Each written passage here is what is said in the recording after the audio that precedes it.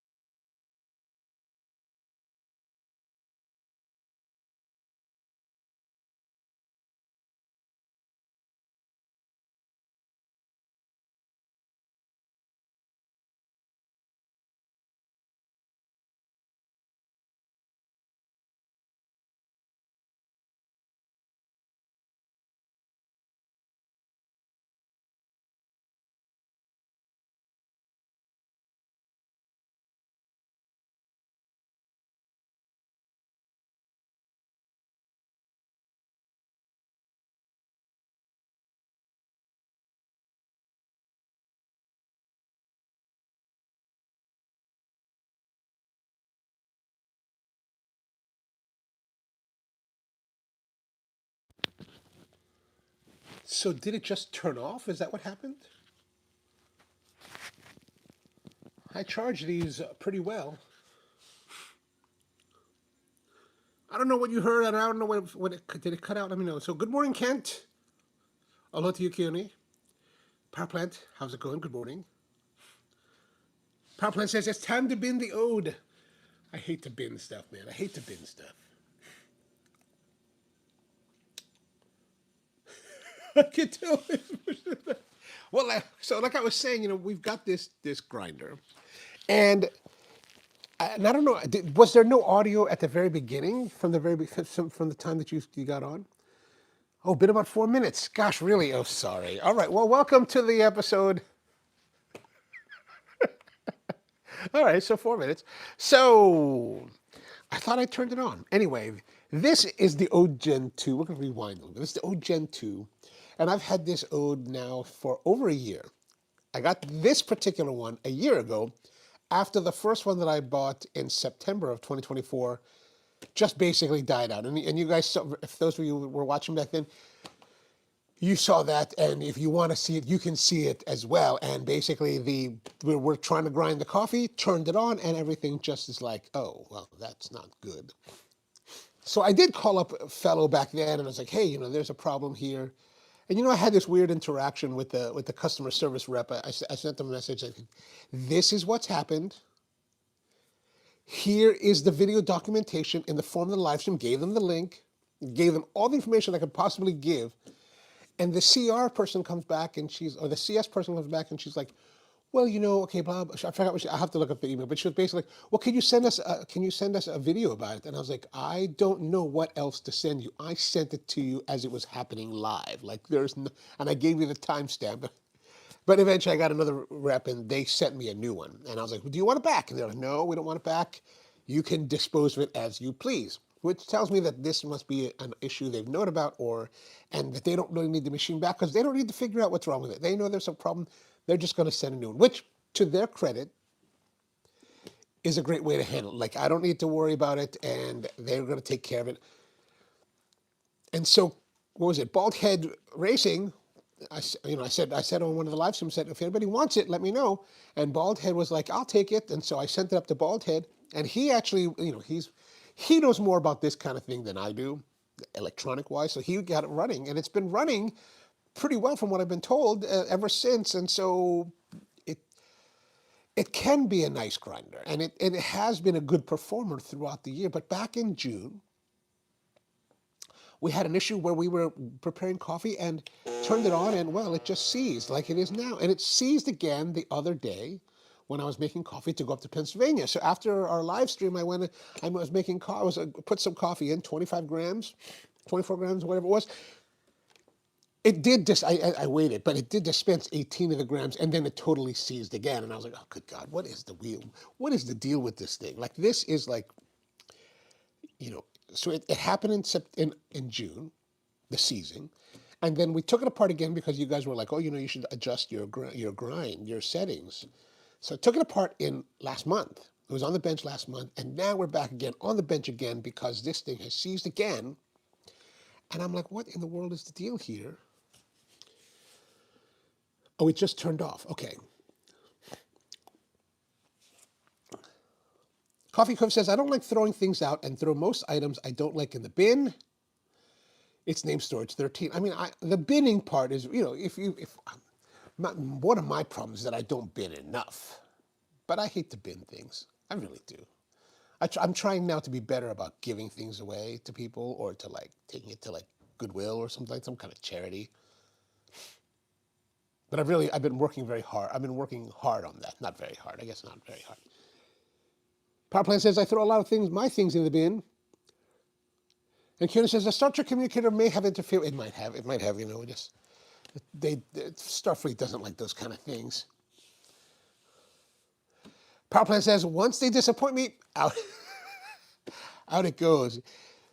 Yeah, but I try to choose, I try to be selective about what I buy, so I don't have to bin things. But this, people were very bullish on this, okay, let's say, but so if I think about it, maybe it's not so bad, But if I compare it to something else, my other grinder that's kind of been my stalwart and base line grinder, the Barazza Virtuoso, which this one is the original style Virtuoso, and this particular one, as you probably have heard me say before, I bought in 2007 and I bought it used, meaning that this grinder is at least 18 years old.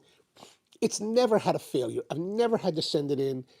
It has been a tank of a grinder, which is why I've always like people, when consumers come to me and they're like, hey, what kind of, should I get a grinder for my home? I say, get the Barazza. The Barazza is the way to go because they just don't seem to die. Like I have killed Barazzas, don't get me wrong. When I won the 2012 AeroPress Championship, they gave me a Barazza Forte. We killed that sucker. I mean, I think it still works, but we beat the hell out of that thing. Like we took that Forte, put it on the bar at Spro, and let it be our primary grinder for a lot of the delicate, beautiful pour overs we were making, and we just beat the hell out of that thing, and it worked. It's great. So it got beat the hell out of, and it handled well, and eventually we retired it. But this one has been here, and I actually use this over the Forte, even though it has this base, which is the Isato scale base, which gives it the functionality of an Isato, of the Forte. But I don't know. I like the old tried and true. So what can you do? But what we're going to do is we're going to make some coffee while we're going to fix this. And so I brought the AeroPress, and we're just going to do real down and dirty, fast kind of brewing. The nice thing about these is that you can just kind of make the selection. And I'm going to go a little bit onto the finer side. So on this Barazza Virtuoso, it's Naomi always wants to know what is the setting. I'm putting on the 10 setting. There's numbers on here. I'm putting on the 10. Why? I don't know. I'm just putting it there because I'm not really paying attention to it. I'm just kind of like, if 20 is medium for like pour over and I want finer for AeroPress, I'm just going to go there. But I don't want to go all the way fine. I just want some fine, right? So we're going to take some coffee. And here's the thing. We're going to go kind of helter-skelter on this coffee brewing, meaning that I'm not going to use a scale, and I'm not really going to use any kind of measuring to weigh it or figure out how much coffee. I'm going to take the coffee, which is one of my sample batches of the House Nation from, as you can see, September of 24th, 2025, and I'm just going to put it in there, and that should be good.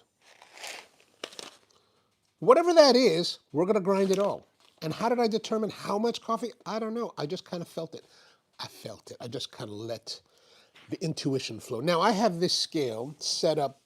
This scale has 3 settings, right? On the Isato, and this is no longer available, so, but you turn it on, and there are 3 programmable presets. And I have it set up for 24, 30, and 60. Usually I just go to the 60 because here at 60, I've only typically put 24, I normally put 24 grams of coffee in, like typically I'll weigh it out, and then I'll set it to 60 so that, it just grinds all the way through, it doesn't stop. Like if I set it to 24, it'll stop whenever it thinks it's at 24. I've already weighed it to 24, typically, so I don't need it to tell me that's 24. I just want it to grind everything I've given it. So that's what we're doing here, 60 grams down here, 60 grams. And now we're grinding. Now the one thing about this grinder is that it's much slower than the Ode Gen 2. Like that's one of the things, the luxuriant things about the Gen 2 that I really like is that it's fast. We would be way done by now. And I would be complaining about other things. Right there. So typically I'll have to like stop it because sometimes there's popcorning, so I'll just, well, this time there's not, so that's good. All right, now that's fairly decent. That looks fairly decent.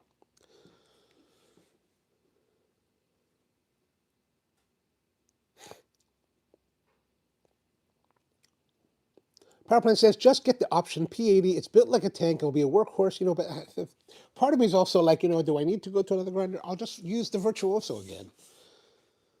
I mean, I've got to, this is like, What I don't want to do is have a plethora of grinders. I have plethora of so many coffee gadgets that I'm really hesitant to go out and buy a lot more.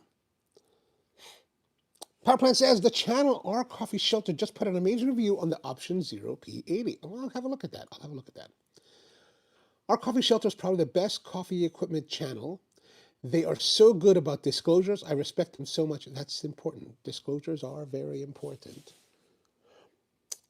Kieran says optional products are pretty good, and the case is a little more than a price of an Ode 2, and it can grind espresso as well as pour over. Ooh, all right, all right, all right.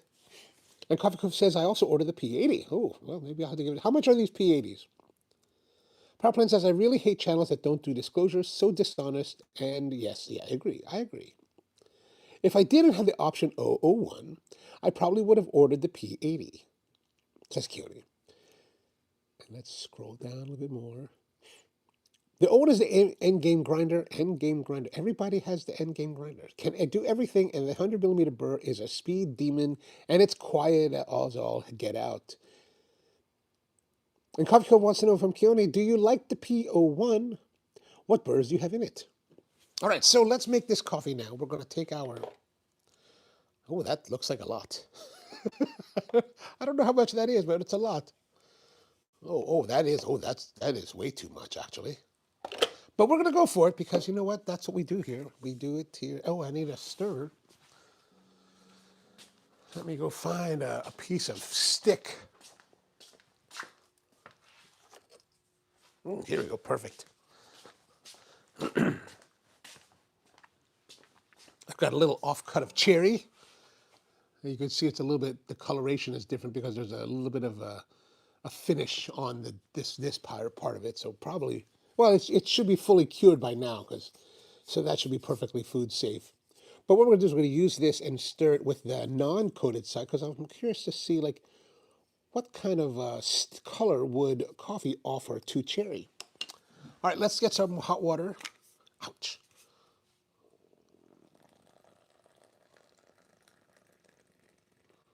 And we're just going to go put it in there and make sure it gets all like...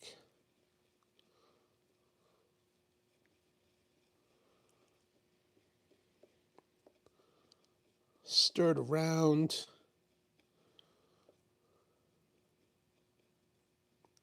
I like to stir for about 35 seconds. If we're doing in a cafe setting, serious setting, 35 seconds. But since I'm not timing it, then I'm not that serious about it. We're just going to go and do it till we feel that it's done. And this is the reason I'm doing it this way because I think that one thing to bear in mind is that not all you may not always have the opportunity to have the most controlled environments, and I think it's important to be able to brew your coffee in an uncontrolled environment where you might need to, you might be in any kind of situation when you're traveling or something like that where you just want to have nice coffee. And I always believe that if you have generally the right ratios, plus you're using nice quality coffee, you'll have good results. You may not have the results to the P results, but you will have good results. Now here, the surface tension is always there. So see how that drip there? So you always want to tilt your AeroPress to release it. Otherwise, it just drips over everything. Now we've got a little bit of coffee in here, brewed. So we're just going to add the bypass to it to make a full-size cup. 12 ounces. That's good.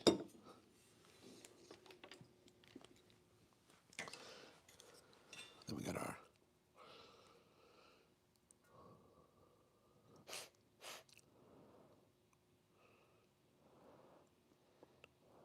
It's a bit hot. It's a bit hot. Oh, I should turn this on. I notice I didn't turn. Let's get rid of this. We don't need this in your face there. Okay, good.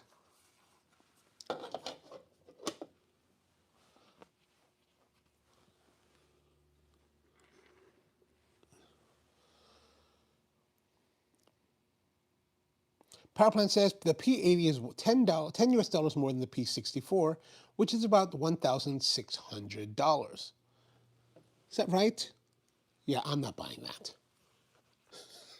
I'm just not going to spend that kind of money on a grinder. I'll be honest with you. I don't love coffee enough to spend that much money for a home grinder.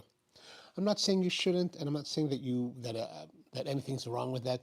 I'm just not going to do that. I mean, mainly because I've got thousands and thousands of dollars already in grinders and espresso machines. So I'm not really, I don't have a high proclivity to spend that kind of money again or more, unless I really need to. Like for me, if it's mission critical, like if we're running a retail operation and I need to buy like a $3,000 grinder, okay, I'll buy it. But I'm not gonna, for my home use, I'm just not gonna, I just don't do that. Yeah.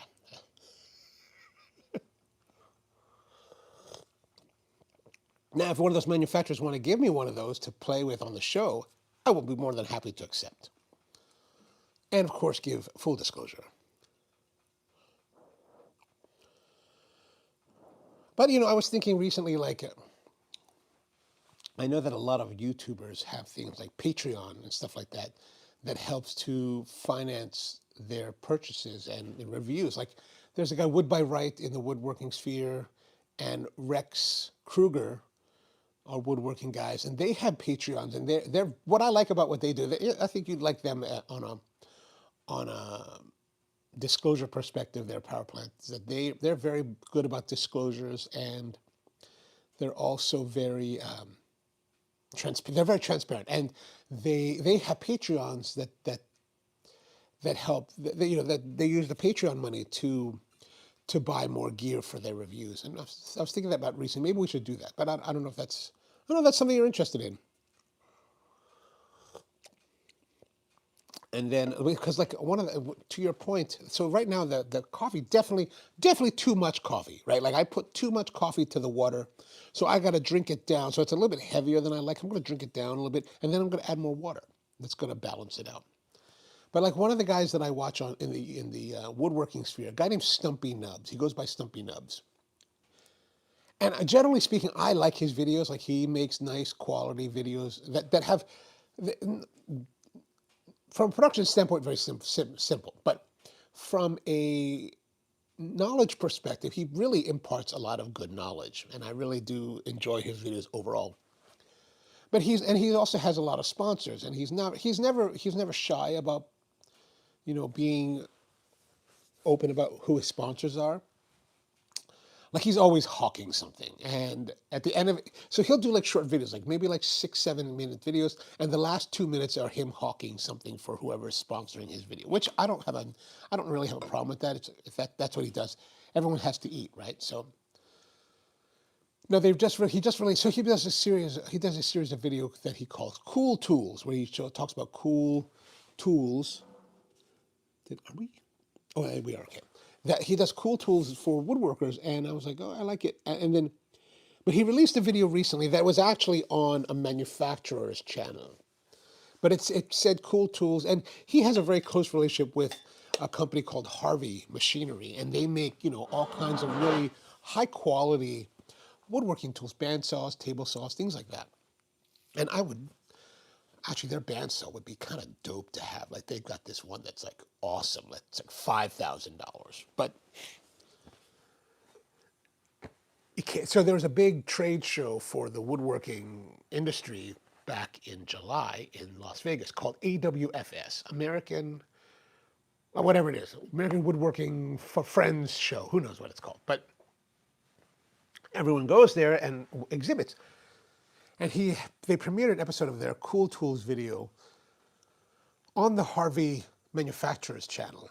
And he's like, and this guy Stumping Up, he's like, well, I'm here at the AWS show for the Cool Tools, and normally he shows a lot of different variety of tools.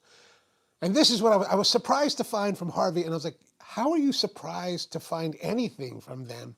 You're one of their big creators. You've been to their factory. They've flown you out to their factory in China to give you a grand tour and show you everything. So I was just kind of like, for you to say that you have you're surprised to see any of their offerings at the show seems, it really kind of made me irritated. So I hear you on that about the disclosures.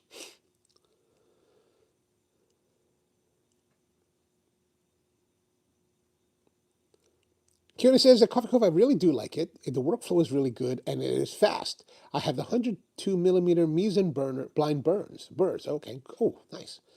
Kiona says, did you get the O1 new from Option O? I've heard the imports into Thailand can be brutal. Kiona says, more and more companies are offering blind burrs. There is also sweet lab burrs, there are also a lab sweet burrs for 80 millimeters.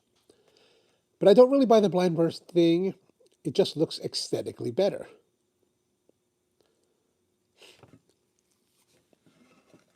I'm going to have to look that up, blind burrs.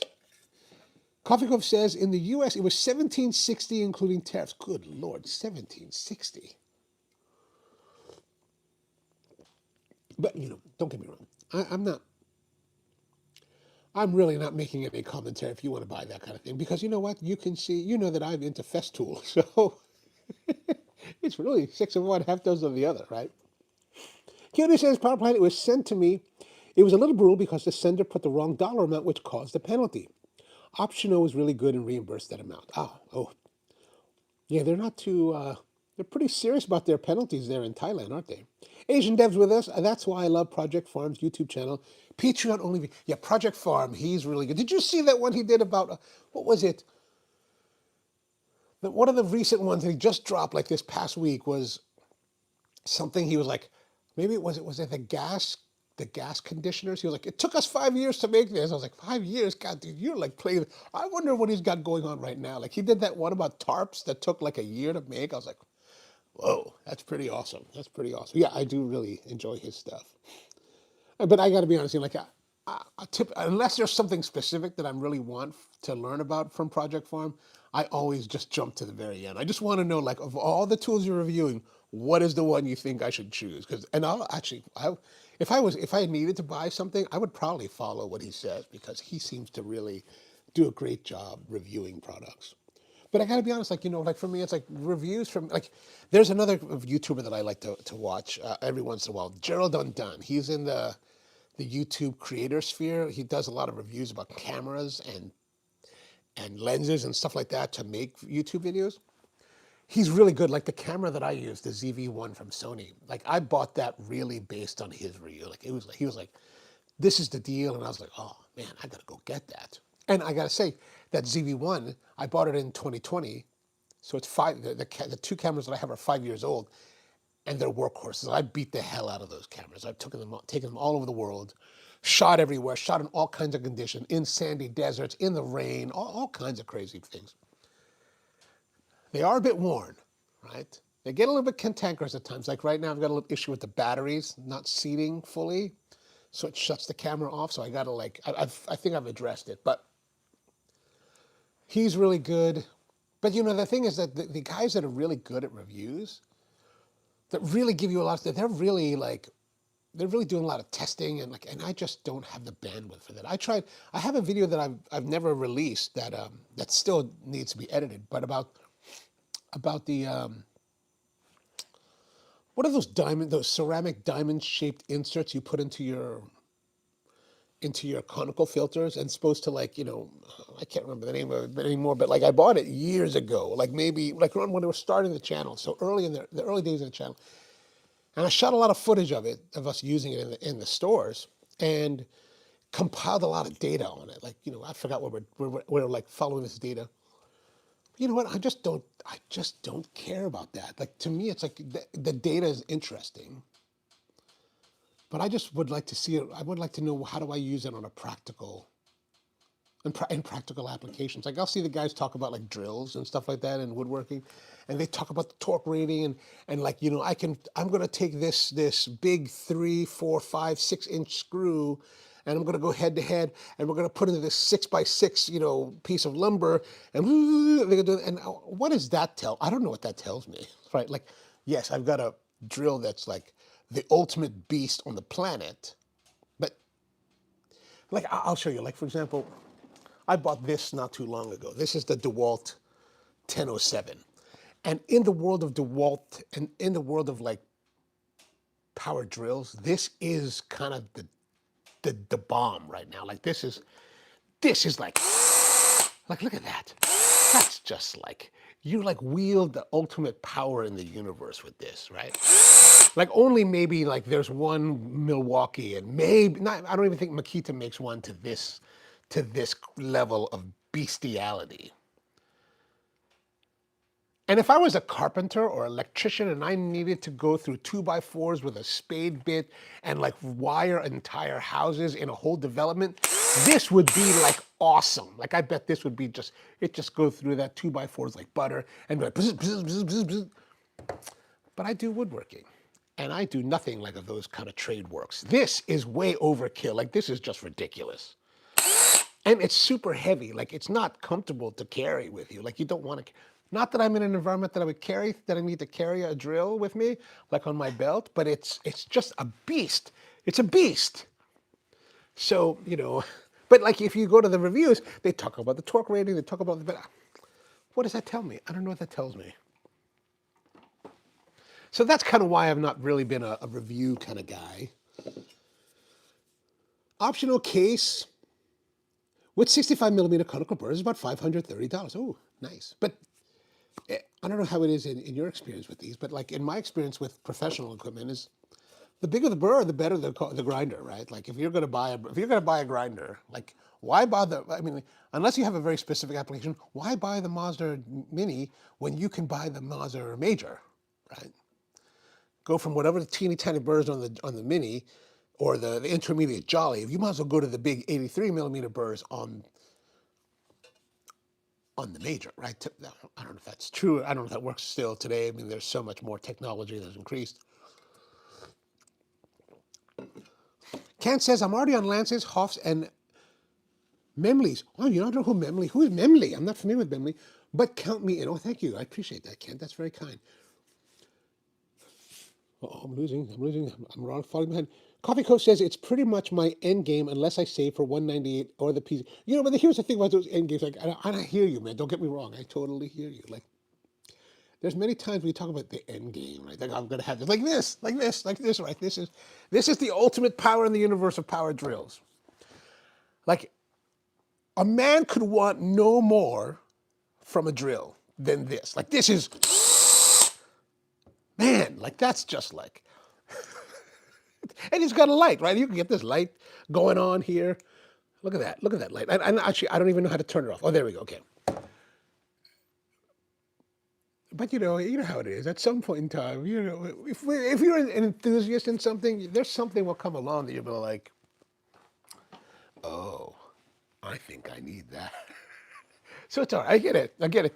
It's end game time. It'll always be end game time.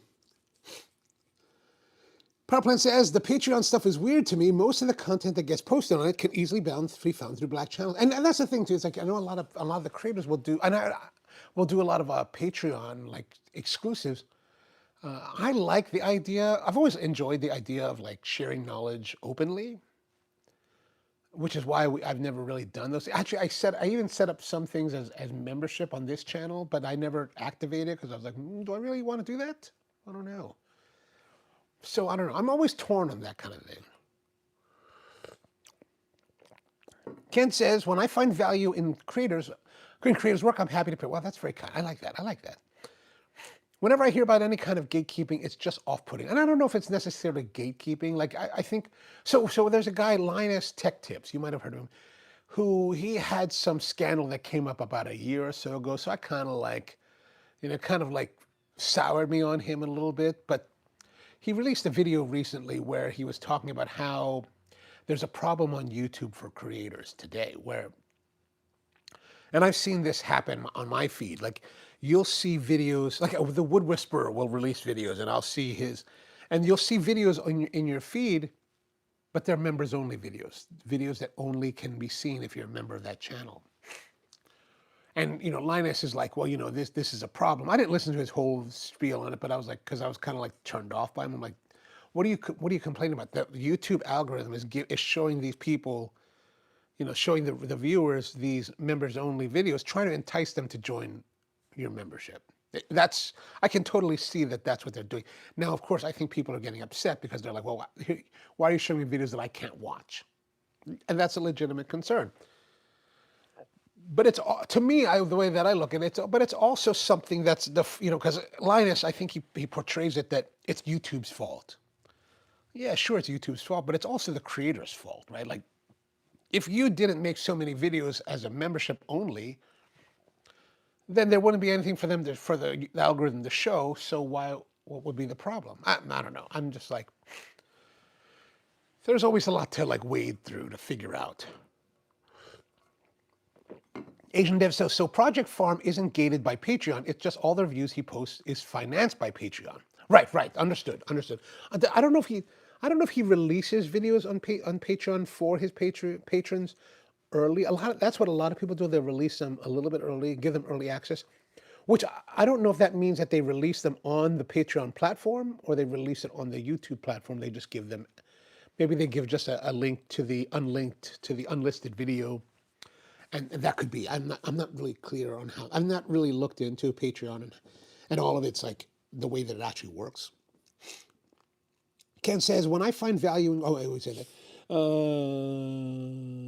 The Asian Dev also says that, which is nice because no disclosures are needed. Yes. Well, I mean, I think that disclosures. I think you should always disclose. Like, I try to disclose everything that happens for us. Like, if I get something for free or something is given in kind or whatever, whether it's and a lot of in my case, the stuff that I get from people is usually friends in the industry who are just giving me stuff, and they're not giving to me because they know that I do a YouTube channel. Actually, chances are they probably don't even know that I do a YouTube channel. They probably think that they probably, the guys that I know in the business probably look at a lot of the YouTubers that you guys know and follow with a bit of disdain, right? So they they definitely they don't know that, and if they do, they don't really say anything. And they're not giving me stuff because I'm asking for it. Actually, I don't really ask for anything because I'm like, I don't really like to do that. Because if I know you in the business, or if I'm friends with you in general, like I'm not friends with you to get something out of you. I'm friends because I genuinely like you as a person. Kenny says that I think there may be something with blind burrs since they do not have screw holes in the cutting surface. I think that would make a difference, but I haven't seen any comparisons. Oh, okay, so blind burrs are the ones. Gotcha. All right, let's start to get into this. Before we get into this, make sure that you. So here's let's double check. You can see nothing's happening.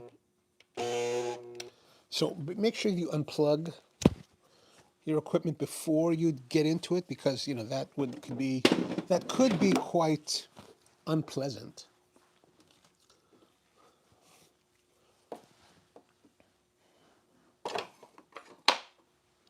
All right, we're gonna pull the face off, so you can pull the face out. Can you see that well enough? Like, or do I need to get closer?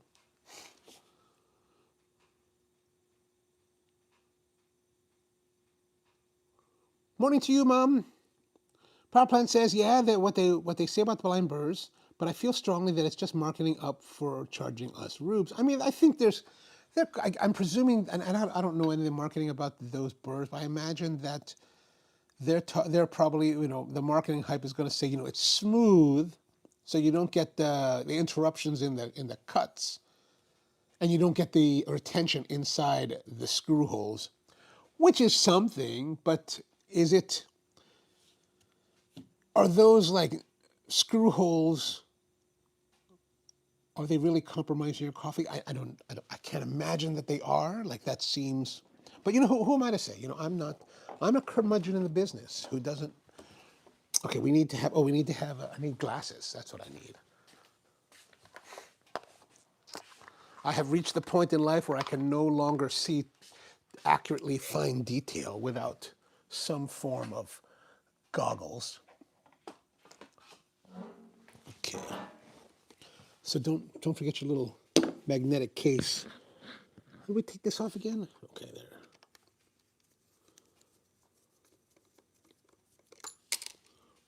Great.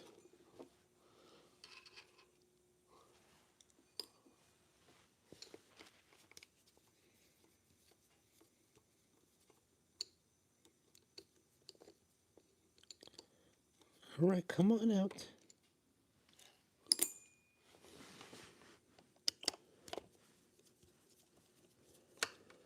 You know what I could use more is light.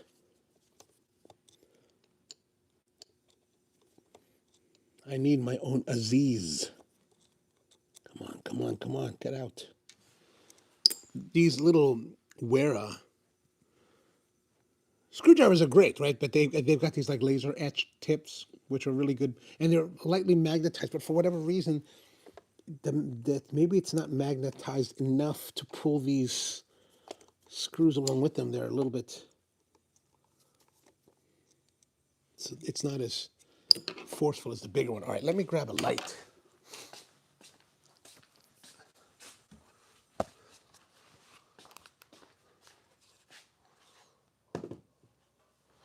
Okay, I think that'll be good. Power plant says if there's a difference, it's more than likely hard to perceive. That's what I would think about that. Power plant says, yes, I hear you want me to say it was gifted to me every time. Oh, I hear you want me to say it was gifted to me every time. And I'm like, yeah, it's not that hard. Yeah, it's not that hard. It's not that hard at all. And I don't know what the problem is if you say that it's gifted to you. All right, so here comes off the case or the front thing. Let's get these out of the way.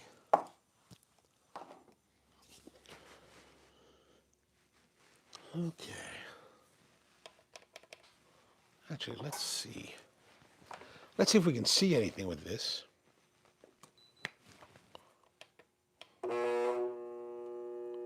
Nothing. Need a bigger screwdriver now. Is that right? Yeah, bigger screwdriver. Oh, that's one thing. Before we do that,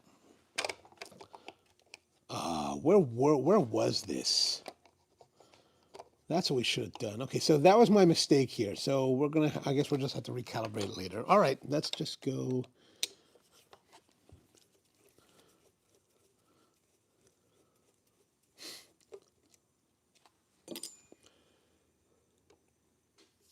But also, you know, to that point that you're making, Power Plant, about the one of the some, you know, I know creators have told me that, or have related stories on their channels where some of the sponsors don't want them to be to that. They don't. They want you not to disclose that they have sponsored the video, and which is actually against FCC regulations.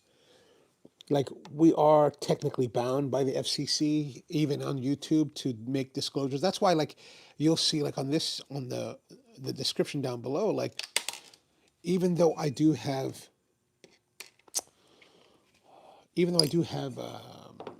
links, all the links are, there is a disclosure that says that these are all affiliate links, and I make a little bit of money if you buy anything from those links. All right, let's take that off.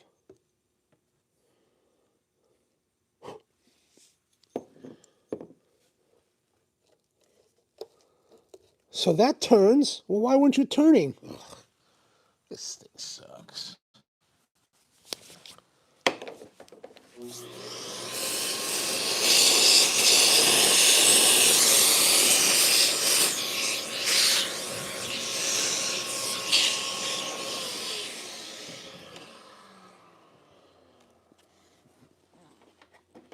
One thing to bear in mind, you want to be careful with this key that's in the center of the auger shaft. I'm just going to grab up.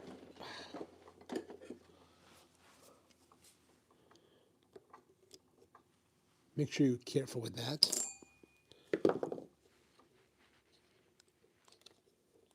Oh, that feels hard to pull out.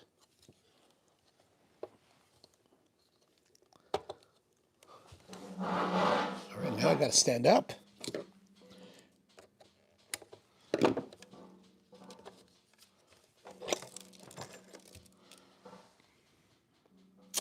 So something about this, like I don't know, I don't get it. I don't get what seizes this thing up. Well, yeah, there it is. You can see I just put on some suction, and you can see right down in here, right? Look at that. See that?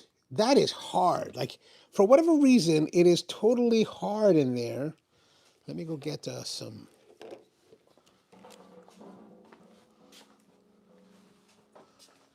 Get some picks.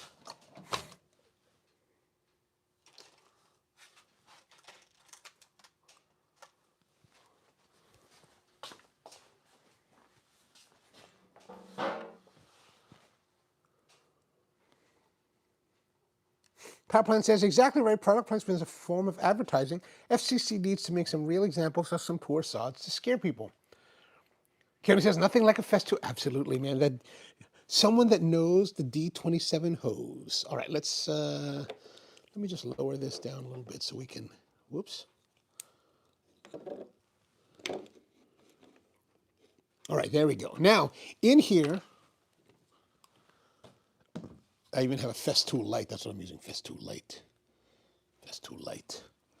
But where is, I'm trying to get the right light into it, into the cavity. So you can see here that this is pretty hard. It's all kind of caked. And that's actually kind of caked. That's terrible. Now, we loosen that. Let's get our hose back in here.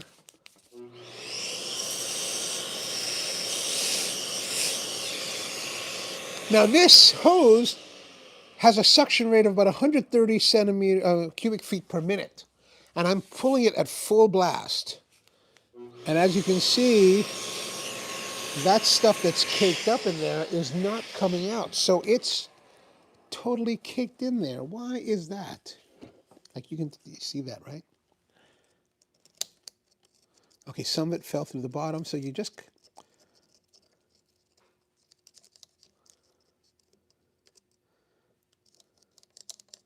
So I don't know, is this a design flaw? What is the deal here? The chute's not big enough?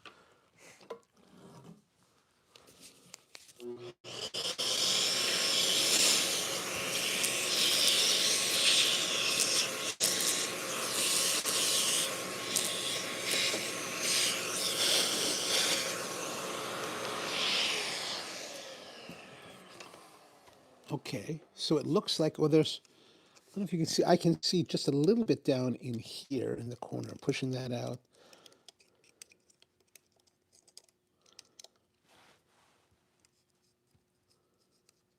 We can see from the bottom. Can you see the bottom there? Oh, that's too close. I'm gonna put that down for a second and see if we can get it a little bit better.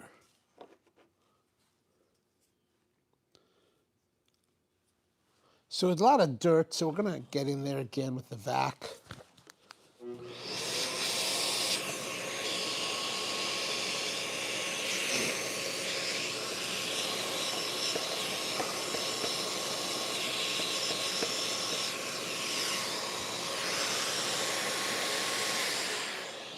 Now that has fairly cleaned up our issues there. All right, I mean, that's pretty much the culprit. It just kind of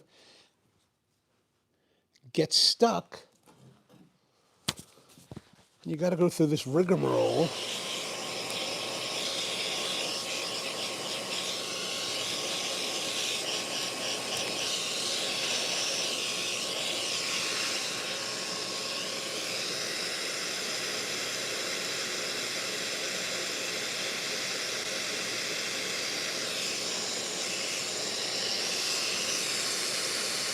I don't know why I'm bothering to do that. That's just, those don't do anything. This particular burr is the stationary burr, and it is this burr that's connected to this cast aluminum plate that actually spins. So that this aluminum thing fits onto this shaft, right?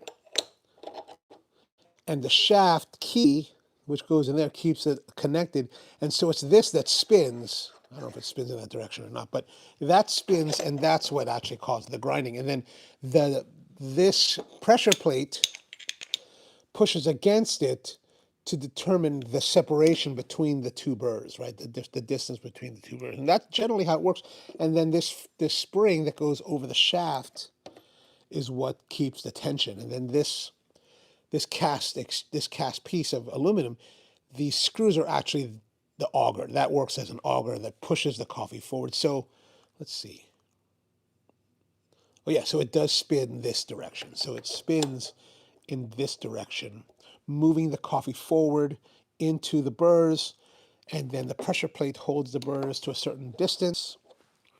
So let's put it back together and see what we can see if we can get some coffee grinding. So there, you got to put that together, put the key back in. The key is important. Like, it doesn't work without a key. And then the thing is, you got to, because it's on a spring, you do have to keep that pressure down. Otherwise, it just will pop out and misalign, and you won't be able to put the plate back on. So I just kind of, see, that didn't work that time, see?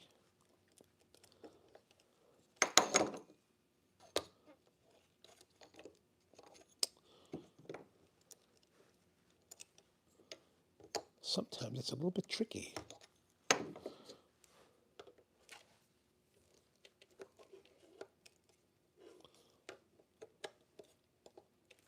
Oh, come on, baby.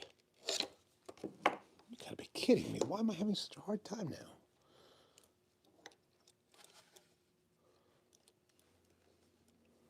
I don't normally have, oh, I probably should do it upside down like that. Okay. Now we've got it registered against the face. I'm just going to rotate this around like this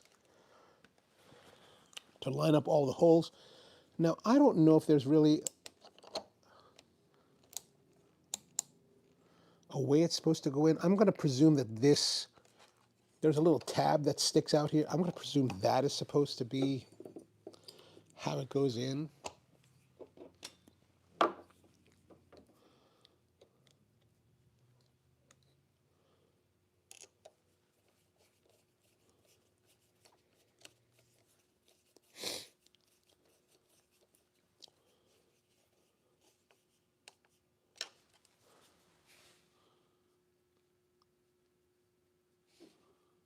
Let me catch up on what we're talking about here.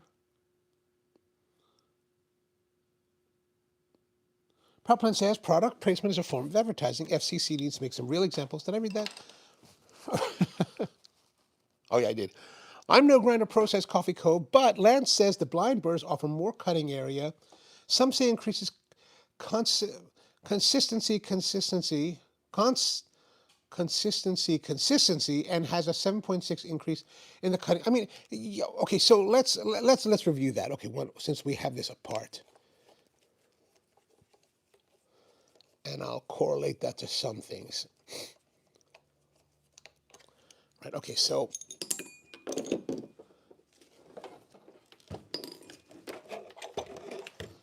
this is our.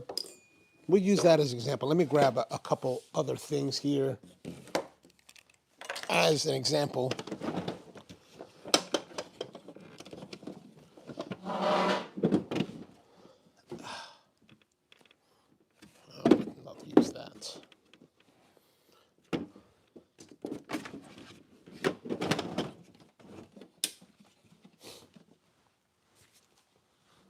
All right, I'm going to make some space. Hold on a second. Everything's all discombobulated here.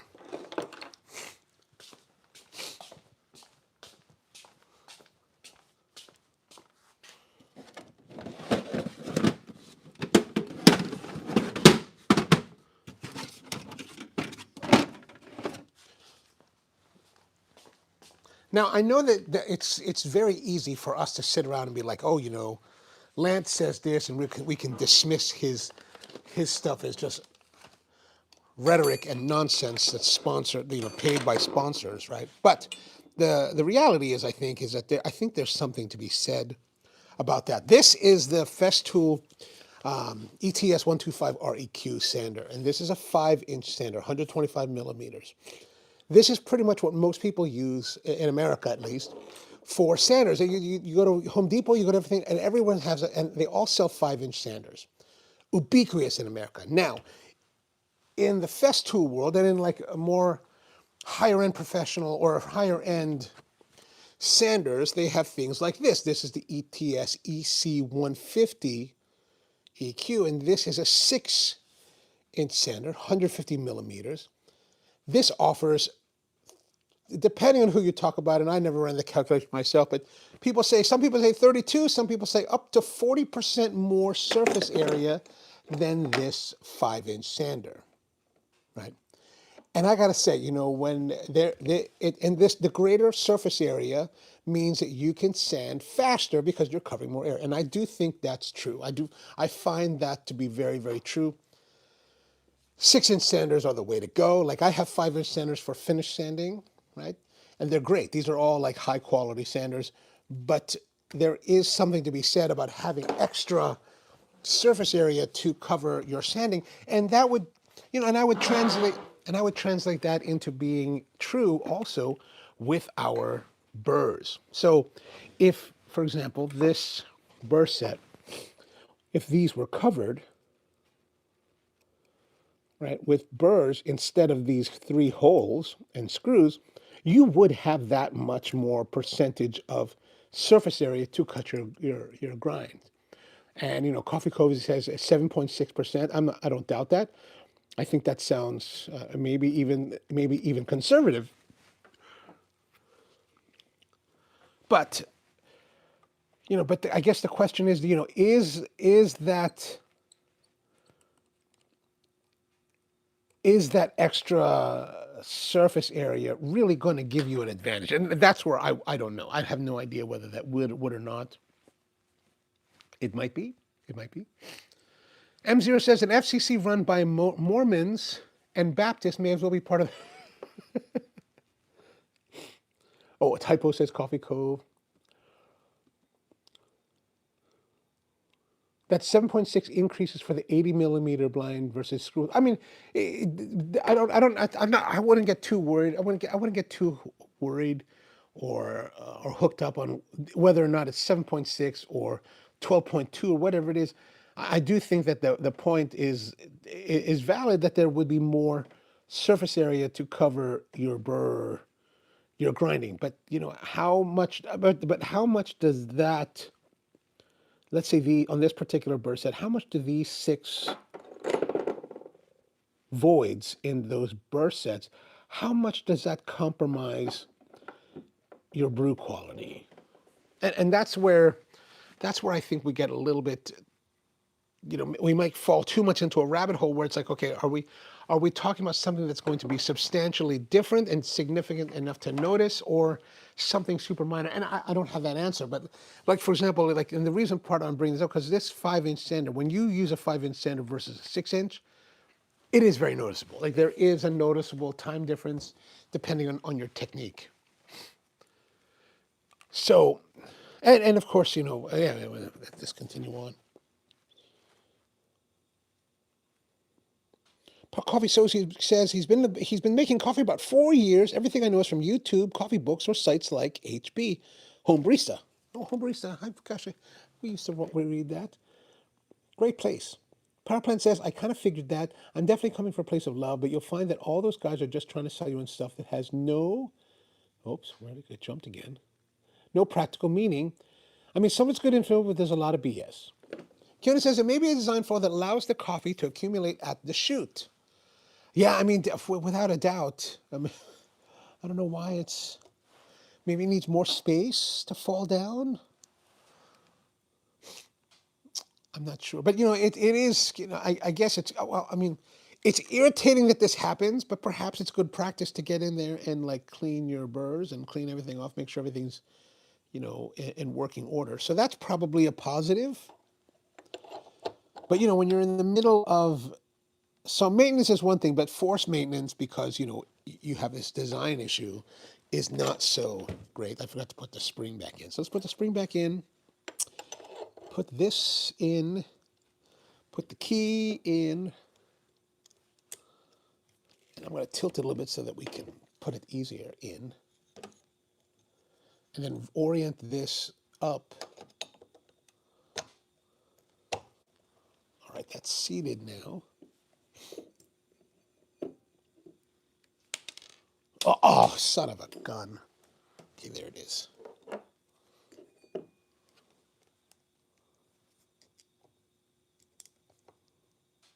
One of the smaller screws just fell down into the in one of the dog holes, but luckily it bounced and then landed on the floor, and I saw exactly where it is. So we are golden.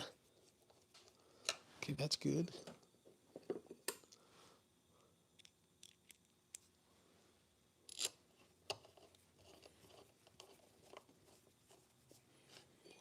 Then you could use like a battery powered tool to do this, but I prefer to do it by hand, mainly just because you get that tactile feel, so you know when you're threading onto the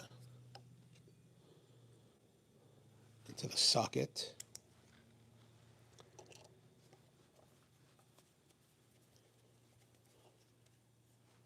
Right now I'm just going to snug it all down, make sure it's all like nice and tight.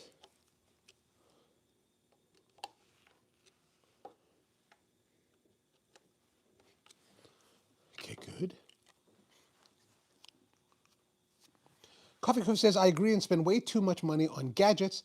I had a bad case of FOMO at one point. I'm selling a lot of stuff, particularly poorer brewers have about whoa, that is a lot. That is a lot to have. We have money? We need money? No?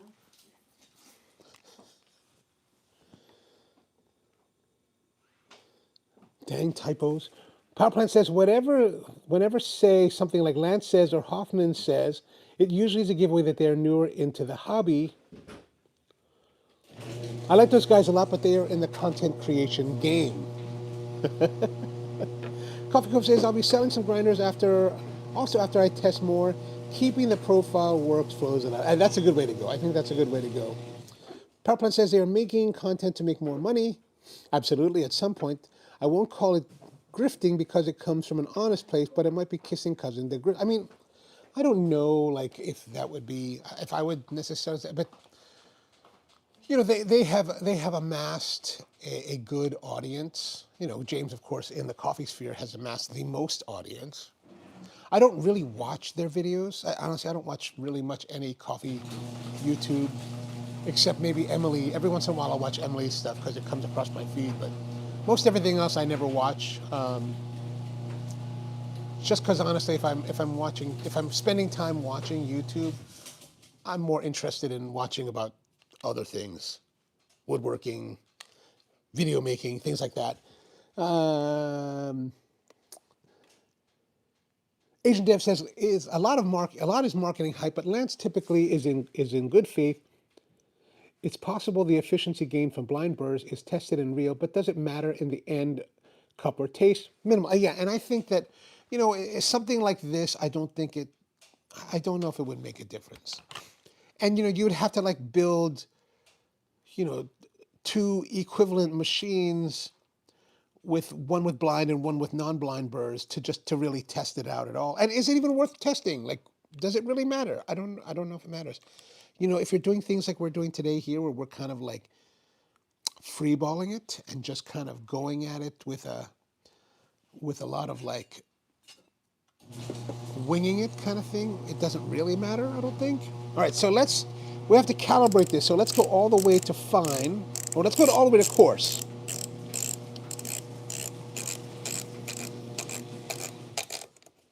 Oh, it's not even stopping. Maybe that is stopped. Who knows? Okay, that is.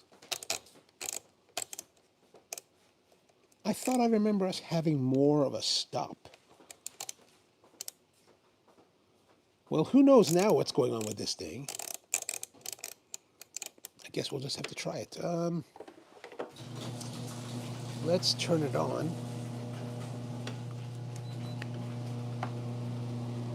And let's see if it'll work.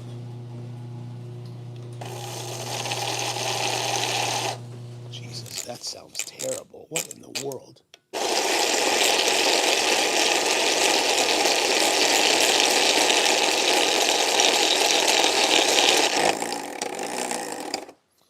Good Lord, what the bloody hell? Oh, now I can't even turn it. Son of a gun.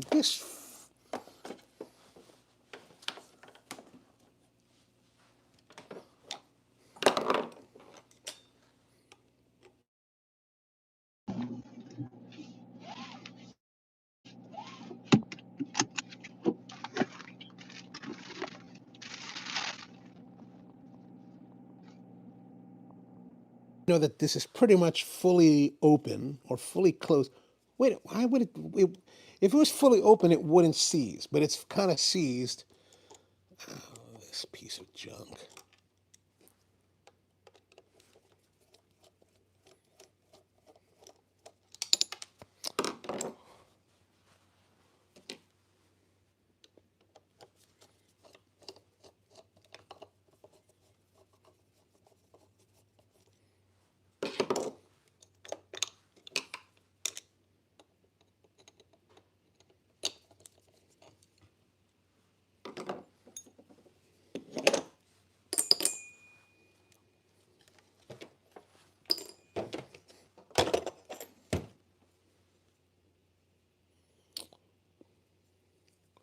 We got some coffee here floating around, God knows why.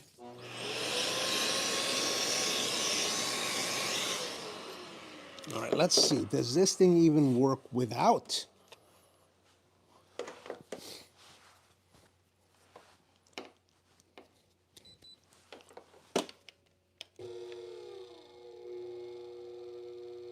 All right, so it spins.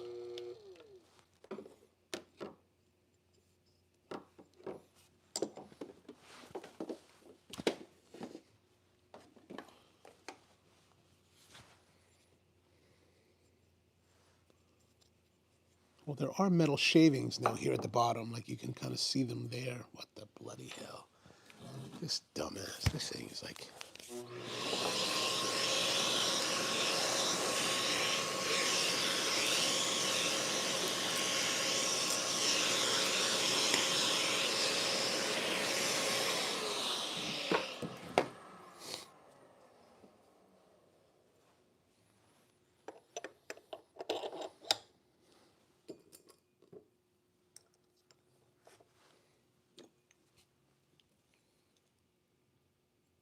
Nothing showing on the surface here. Oh, it does feel rough now here. What is causing this?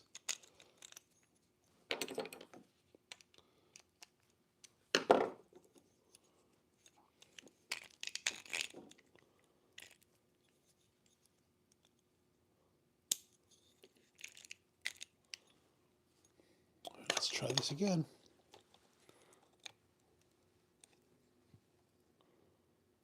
Oh, that's why. Of course, it's not bouncing back because the spring is not in it.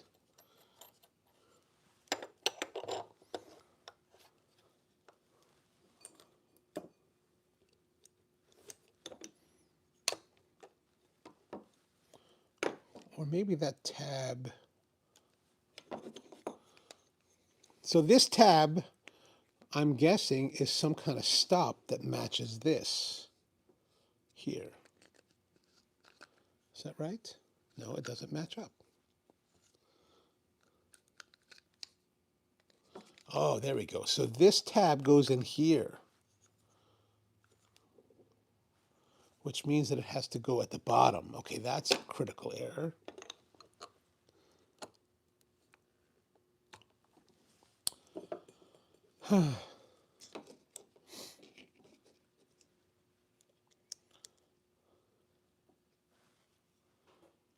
Let's try this. This probably settles our issue. I'm guessing that it doesn't, because that not being fully seated, I'm guessing that means that's not fully seated. That maybe it's not tight enough to it.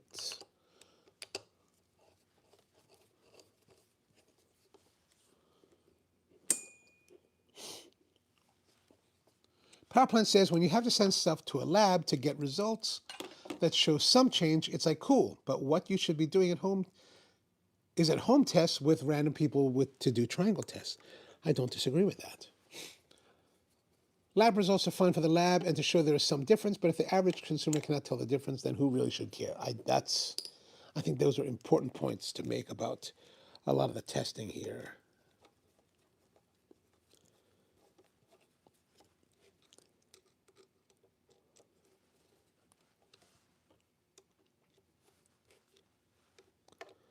All right.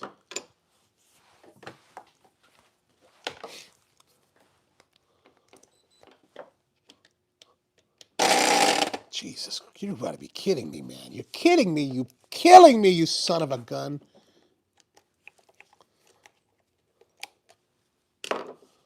What in the...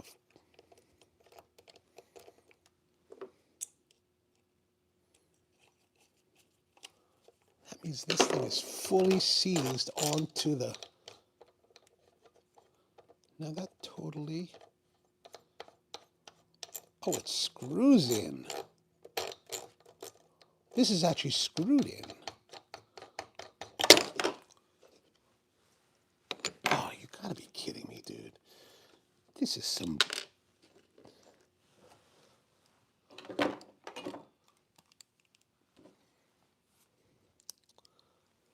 You know, I would like to tell you that what the difference between this and design of the Barazza Virtuoso, but I have no idea because you know why? I've never had to do this with the Barazza Virtuoso. Never in 18 years have I had to take it apart to even figure out anything about how it works. So yeah, I'm a little bit irritated with this.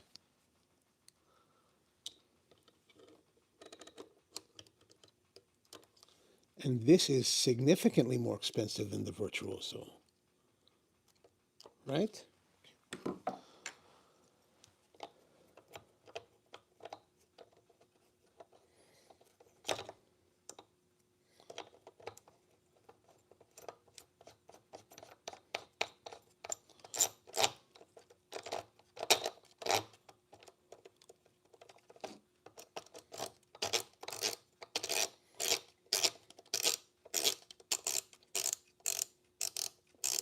Okay, the part with the problem was it was pulling, it was jumping, because I had it so far out, it was jumping off of the... Okay, that is fully tight. So we put this on here.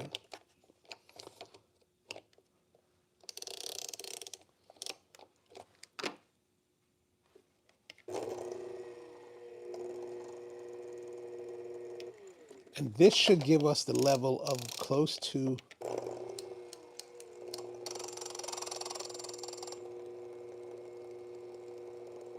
Okay, we're going to start it there. Or maybe there. I'm going to go there. What I'm doing is looking to find the, as far as I want to make it fine. And that's kind of where we're going to settle it.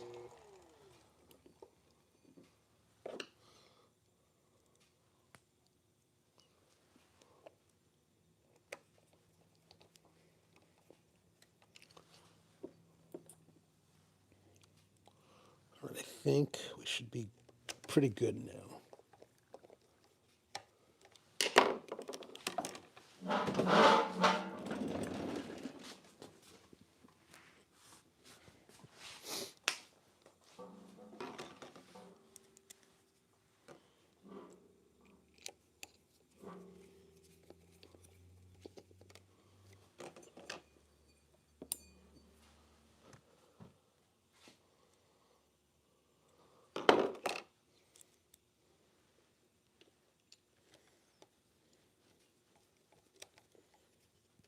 All right, all right. Nothing like having food grade grease on your, all over your hands. All right, so now we're pretty much, looks like we're almost there. Let's get our...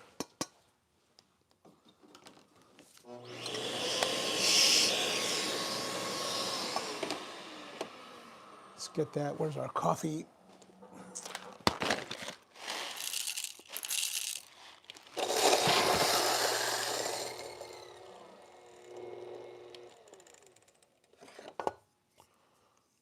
All right, fairly...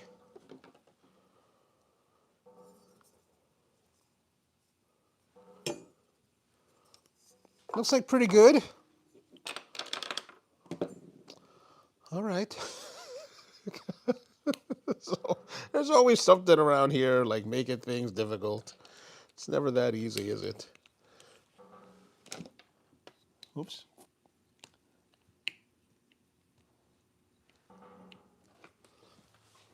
Okay.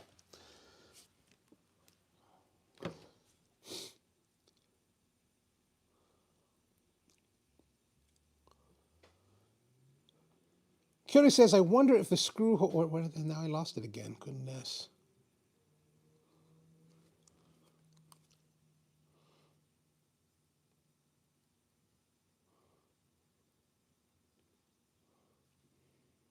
I wonder if the screw holes cause more fines. It seems like the coffee around the screw holes are compacted fines. It does, it does. I mean, the screw holes probably just catch them because they're just flying around there. But I mean, it's the collection that's causing the problem is happening down in that chute part. I don't know whether maybe it needs to be like more chamfered or funneled to get that to flow better.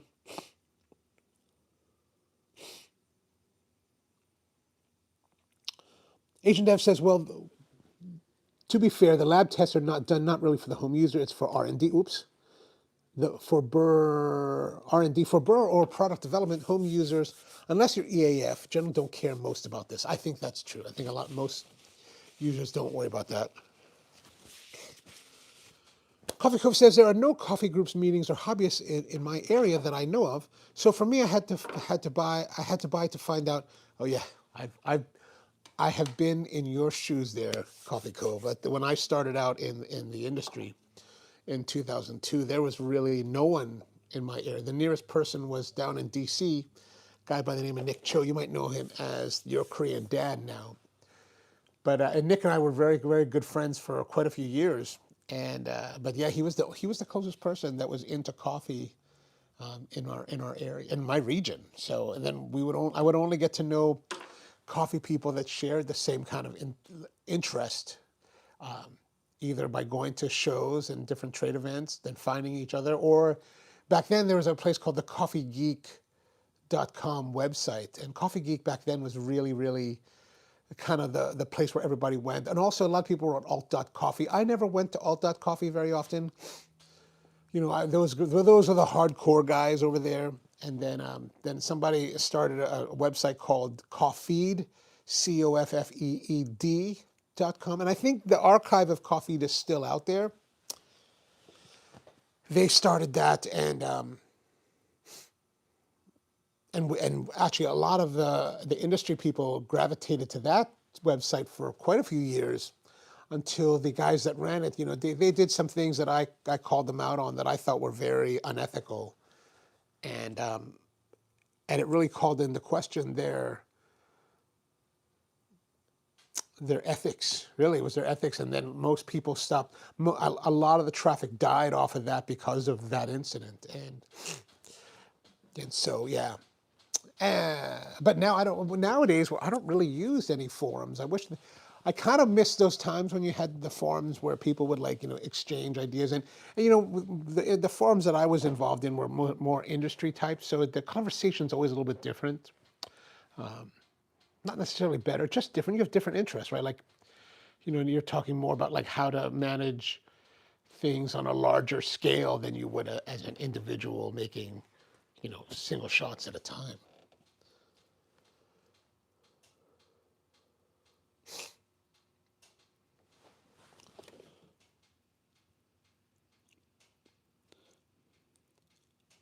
Is there bearings in the auger that may be decomposing? I don't believe so, Keone. I think it's the auger is fairly simple. Like if there is, it's way back inside the motor housing that you don't really that you would have to take it heavily apart in order to have access to.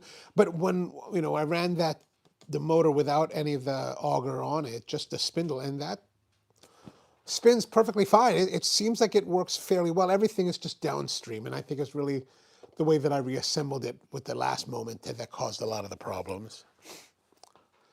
Coffee Cove says, by the way, I went to your Spiro Coffee site in order to, oh, yes, I got to go address that today.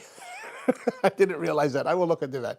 I did see your message this morning when I was looking at the different comments that were left out there. The power plant says, since you shave metal, please make sure to run quite a bit of coffee through to purge the metal. Yes, thank you. I appreciate that. Or not. Power plant says, Nick Cho was a coffee maven at his peak. I was a big fan of Sweet Maria's here on the East Coast, on the West Coast. Nice. I want to hear between what happened between. I mean, I'll tell you, we were actually him and I were like the best of friends for many years, for a few years. We did the portafilter.net podcast. And, you know, like because what I said this in a public forum, so I don't have a problem saying it today, you know, and I, you know, we kind of smooth things over the last couple of years, you know, just a little bit, you know, like let's not, we don't need to be, we don't need to have animosity towards each other for a period that's now been longer than we were actually close friends. But yeah, I thought he was a great person, you know, a really great guy, and you know, he was, when I first met him, he was very much into his faith as a Christian. He had a wife, he had two daughters, and got into coffee and, you know, did well, you know, and like, you know, he got into a bit of like trouble with the government as far as the taxation with the business. And, you know, I'm not, I'm certainly not one that ever, you know, a lot of people excoriated from that. I'm not really concerned about that. You know, business is tough. Business is tough. You do all kinds of things. But, you know, what I didn't what I didn't like is that, you know, when things came out, he took the approach of like it wasn't his fault, that he put the blame on.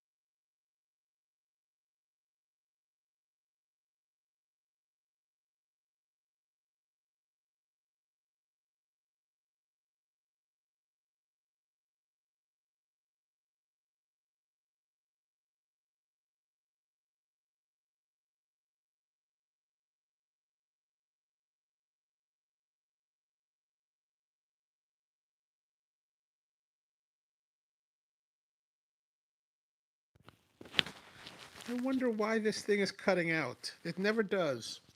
Maybe the battery is actually low. I better write. This is the number 2 transmitter. Well, I guess that's going to be a sign. All right, so yeah, and plus it's also 11:30. I got to run because we're some housekeeping. I thought I was going to be leaving for Boston today. Look, we'll be leaving tomorrow, and I don't think I'm going to have the opportunity to do streams for the rest of the week. Maybe into the beginning of next week because I don't know when I'll be returning yet from this trip. But if there will be some live streams, they will just come up as I can do them. If I'm able to do one at the last minute, then it'll probably just happen that way. But I don't have any. I won't be able to like say that for with any definitive measure that we're going to do a live stream at any particular day until I return, which may not be till next week Wednesday. I may not be able to come back until Wednesday, but we'll see. So, thank you very much for tuning in. We got this fixed up. Oh, we just got to put the faceplate back on. Right, let me so you can see it. All right, now we got this set up. So we did this back in June. Hopefully it'll last another, longer than 3 months before it clogs again. But who knows? Who knows? All right, well, thank you very much for hanging out with me again. Good to see all of you. Back again as soon as we can. I remember Power Plant says, I just remember when Nick quickly pivoted and started wrecking ball in San Francisco. We missed the whole story. Mom, that must be Allah at work. I thank you, Ken. I appreciate that. And for sure, Ken, we'll see you back. All right, so have a great one, and see you next time. I'll have to reach over here and somehow turn this off. So hope you have a great one, and see you then.